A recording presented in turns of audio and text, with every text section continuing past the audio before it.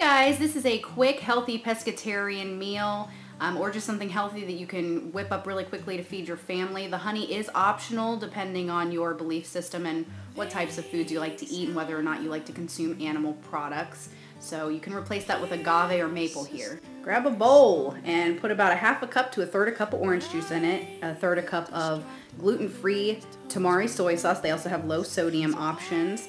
And we're gonna place a little sprinkling of ground ginger, about a tablespoon, and about a tablespoon of garlic powder, depending on, how much garlic you like.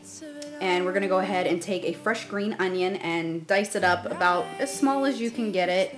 Don't worry if it's not terribly chopped up and small. It's just for flavor. We're not really, we're not picking on each other here. It's okay. And here is where you would add your honey, maple, or agave. Just sweeten it to taste. And go ahead and put your salmon in it. I like to work the marinade or the sauce into the salmon. I like to cook with my hands. That's how I am. If you really don't like to touch the fish, that's okay. You can prepare this the night before, or you can prepare it the day of. I just stick it in a Ziploc baggie with the sauce and leave it in the fridge for about 30 minutes before I cook it. But you can do it overnight, pre-prepare this, makes it much simpler. Next we're going to clean our greens really, really well, whether they're organic or not.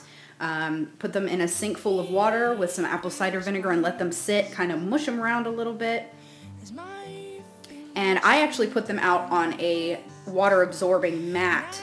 And I also make sure that I keep my fan on in the kitchen to let them dry. Then you just want to start cooking up your salmon. Start by putting it on a low setting so that the inside can cook, so about a 2 or a 3. And I like to cover it so that it helps to get the heat inside the salmon. And then once it's like that, you can actually flip it over and cook it a few minutes on each side until it's nice and brown. But just be sure to check the middle, and you can always pop it in the microwave if you're paranoid about it, but you'll get this lovely glazed brown color on it. It tastes absolutely fantastic and came out really, really well.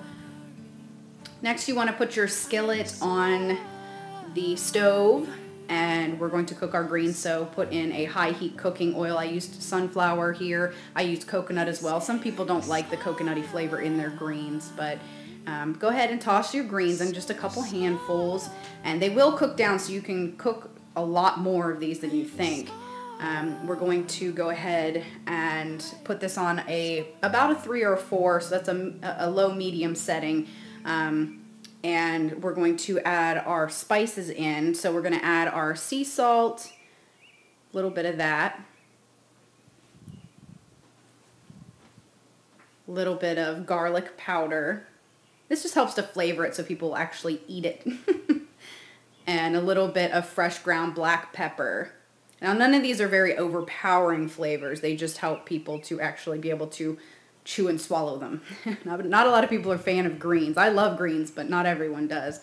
So you just want to stir them, and you can turn the heat up to about a medium high, and you'll start to notice that the greens will start to cook down, and they'll get this deep green, beautiful color. So remove them from the stove because they will continue to cook down.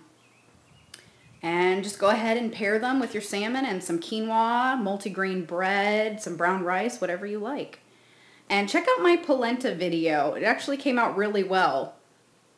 Thanks again for checking out my videos, guys. Be sure to subscribe. Love you. Mwah!